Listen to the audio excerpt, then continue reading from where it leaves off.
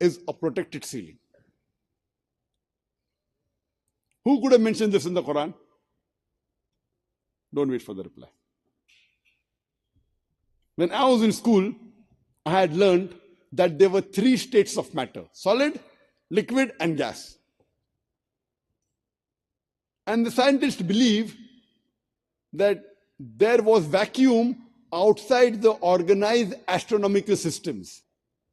Today, after science advance, we have come to know that outside the organized astronomical system is not vacuum. There's something which they call as plasma. And today scientists, they call this as the fourth state of matter. Quran says clearly in Surah Furqan, chapter number 25, verse number 59, it is Allah subhanahu wa ta'ala who has created the heaven and the earth and everything in between. That means there is thing in between, it's not vacuum, which science has come to know now. And they call it as the fourth state of matter. Who could have mentioned this in the Quran? Don't wait for the reply.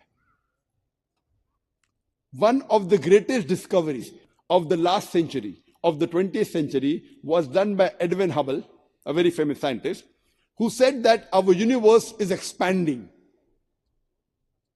And Quran says this 14 years ago in Surah Dariyat, chapter number 51, verse number 47, that we have created the vastness of space. The Arabic word used is mu'siyuna.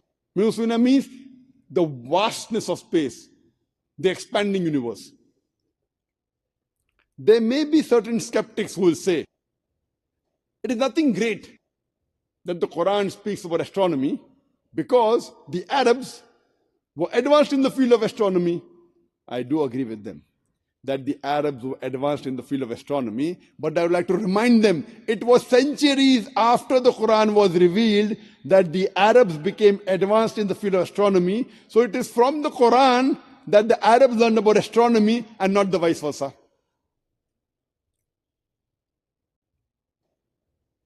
In the field of physics, there was a very famous theory known as atomism, which was propounded by the Greeks, particularly Democrats, 23 centuries before.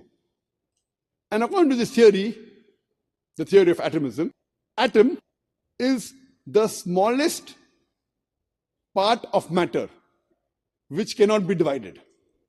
And in Arabic, the word for atom is zarra. And even zarra means a small part, a very minute part. And the Quran speaks about zarra.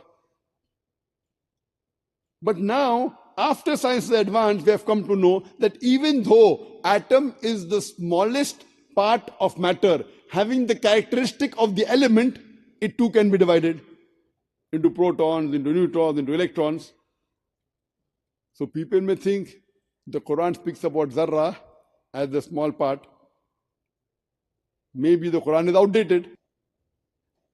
But Quran says in Surah Sabah, chapter number 34, verse number 3, and Surah Yunus, chapter number 10, verse number 61, that when they ask you that the hour will not come, tell them, it will surely come with the permission of the Lord, in whose record is the minutest detail of an atom, of zarra, and in whose record are things greater and smaller than atom. So Quran 1400 years ago says that there are things smaller and greater than atom. It says that atom is very minute, but further says that in the record of Almighty God are things smaller and greater than atom.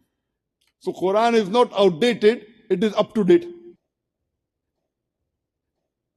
In the field of hydrology, we learned in school about the water cycle.